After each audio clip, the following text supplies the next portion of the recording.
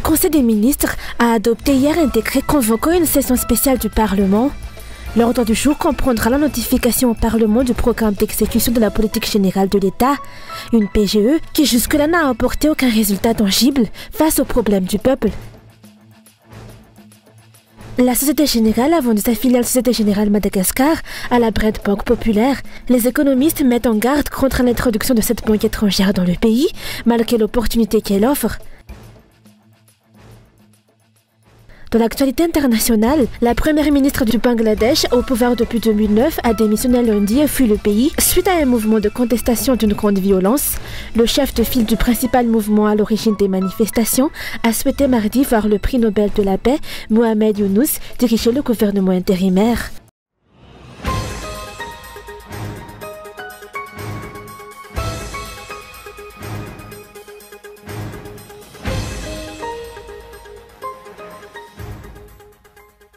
Comment Romy Indianarsou a-t-elle été libérée de prison au Royaume-Uni? Telle est la question que beaucoup se posent encore actuellement. Certains avancent l'idée d'une intervention extérieure pour expliquer sa libération. Toutefois, il a été rapporté dans notre édition d'hier, à la suite d'une enquête et des explications fournies par des juristes, que sa sortie de prison, survenue il y a plus d'une semaine, pourrait être le résultat d'une mesure appelée Early Removal Scheme ou IRS. L'IRS est une procédure britannique appliquée aux détenus qui n'ont pas la nationalité britannique. C'est cette mesure qui a été sollicitée par Romy Indianarsou ou son avocat. Le Royaume-Uni dispose d'un système spécifique pour examiner la demande d'IRS, impliquant les fonctionnaires pénitentiaires, le département de l'immigration et les tribunaux. Le système IRS, qui est détaillé dans un document de 39 pages, définit les conditions à remplir pour les ressortissants étrangers incarcérés.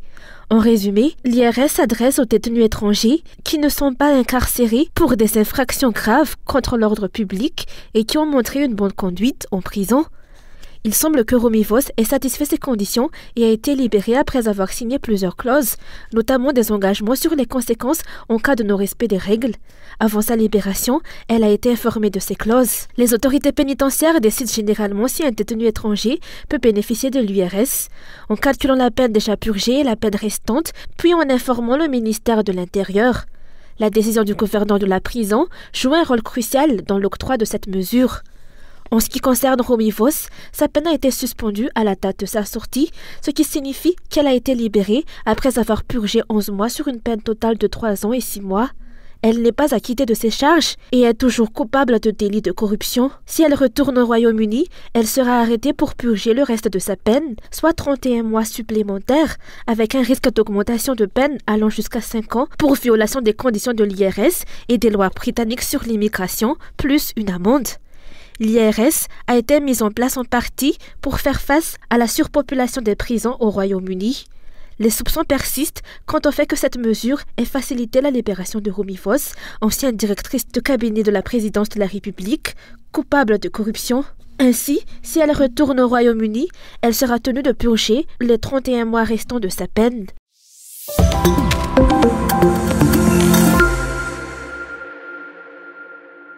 Le Conseil des ministres a adopté hier le décret numéro 2024-1490 convoquant une session spéciale du Parlement pour le vendredi 9 août 2024 et le lundi 12 août 2024. Cette session vise à mettre en œuvre les articles 76 et 85 de la Constitution. L'ordre du jour comprendra la notification au Parlement du programme d'exécution de la politique générale de l'État conformément à l'article 99 de la Constitution. Cependant, les députés de Madagascar, en particulier celui du 3e arrondissement, ont exprimé des réserves quant aux résultats tangibles de la politique générale de l'État.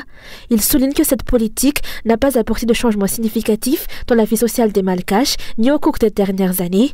Selon eux, le régime actuel est plus préoccupé que par les besoins réels des citoyens à la base. Quand une personne reste longtemps à un poste, surtout en tant que Premier ministre, il n'y a plus de pression et tout devient routinier. Le Premier ministre doit se confronter aux députés de l'Assemblée nationale. Si dans la majorité des pays, les dirigeants craignent ces confrontations avec les députés, chez nous, avec la majorité parlementaire, cela devient une simple formalité. Nous attendons du renouveau et des solutions concrètes aux problèmes rencontrés par les citoyens, en particulier en ce qui concerne les besoins fondamentaux.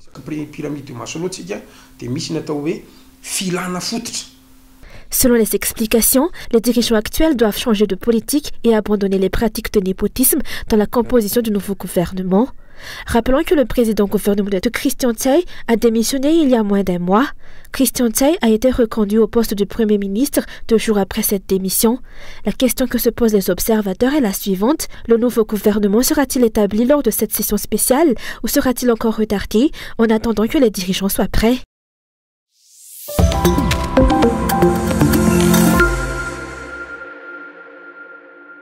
La Société Générale a annoncé hier dans un communiqué la vente de sa filiale Société Générale Madagascar à la Bred Banque Populaire après avoir rencontré plusieurs difficultés. La Bred Banque Populaire a également publié un communiqué confirmant cette transaction. Ainsi, la Banque Populaire Française Bred détient désormais la part majoritaire dans cette société. Un économiste a souligné que l'État malgache ainsi que le peuple malgache doivent rester prudents face à l'introduction de cette banque étrangère dans le pays, malgré l'opportunité qu'elle offre pour le renforcement des relations entre la Réunion et Madagascar.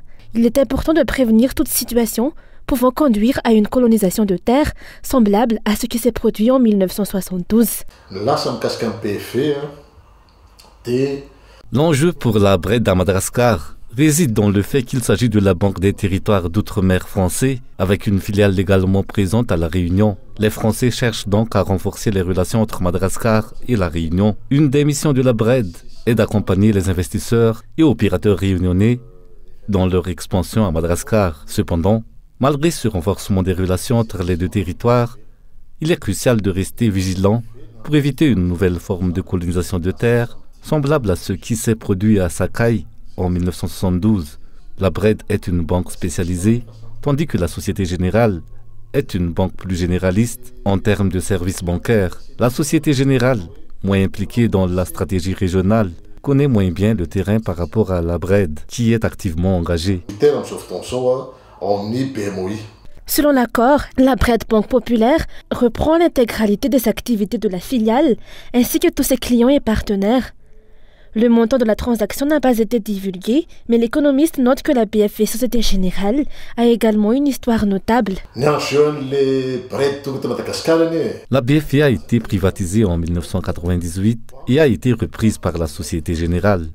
À l'époque, 103 milliards FMG ont été investis pour assainir la BFV, bien qu'elle ait été vendue pour 70 milliards FMG.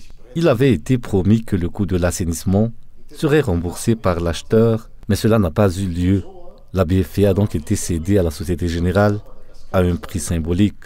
Aujourd'hui, la Société Générale a vendu ses parts dans la BFV, désormais connue sous le nom de Société Générale Madagascar. Il est à noter que la BPCE, la maison mère de la BRE, Banque Populaire Caisse d'Épargne à l'époque, a déjà été actionnaire majoritaire dans la BMOI avant de se retirer. Depuis, la Banque Centrale Populaire Marocaine est devenue l'actionnaire majoritaire de la BMOI. Cet économiste a souligné que cette situation n'aurait aucun impact sur les emprunteurs et les déposants, même en cas de changement de direction ou non de la banque. Cependant, il a précisé que les responsables devraient fournir davantage d'informations à leurs clients.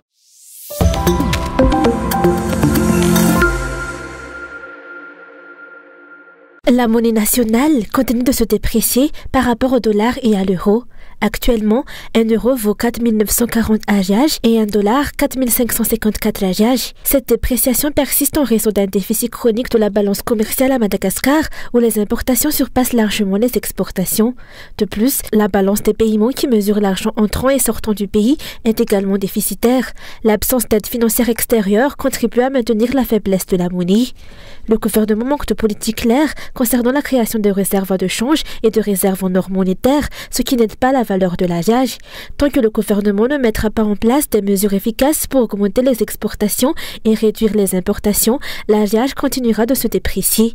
Selon les analystes, la dépréciation de l'AGH complique considérablement les activités des opérateurs économiques malgaches. La dévaluation persistante de la monnaie nationale est un obstacle majeur à l'entrepreneuriat à Madagascar.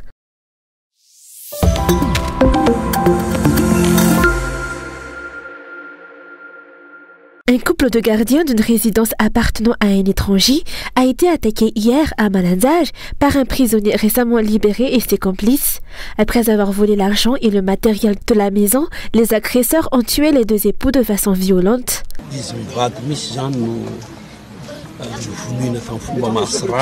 Les deux époux ont été tués de manière brutale, leurs têtes ayant été découpées en morceaux. C'est une affaire extrêmement tragique. Nous remercions les forces de l'ordre qui ont déjà identifié des suspects dès ce matin. L'enquête est en cours et des arrestations ont été effectuées. Récidiviste, l'auteur de ce meurtre barbare a été impliqué dans de nombreux crimes, notamment le vol d'ossements humains. Condamné à la réclusion à perpétuité, il a été libéré dans des circonstances obscures et a maintenant tué à nouveau.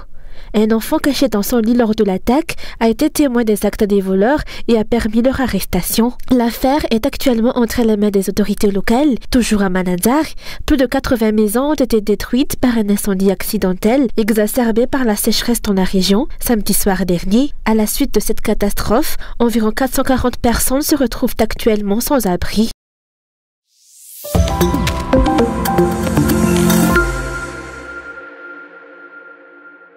Le tarif du transport aérien interne a connu une augmentation de 20% cette haute saison touristique. Selon la responsable d'une agence de voyage, les Malgaches sont moins enthousiastes à faire du tourisme par rapport à l'année dernière. En revanche, le nombre de touristes étrangers a augmenté. En général, Mourdav reste la destination la plus prisée pour le tourisme. Cependant, le mauvais état de la route entre Atan-Lagiv et Mianjvaz continue de susciter de nombreuses plaintes de la part des usagers. Pour pallier ces difficultés, les opérateurs touristiques tentent de combiner les options de transport terrestre et aérien.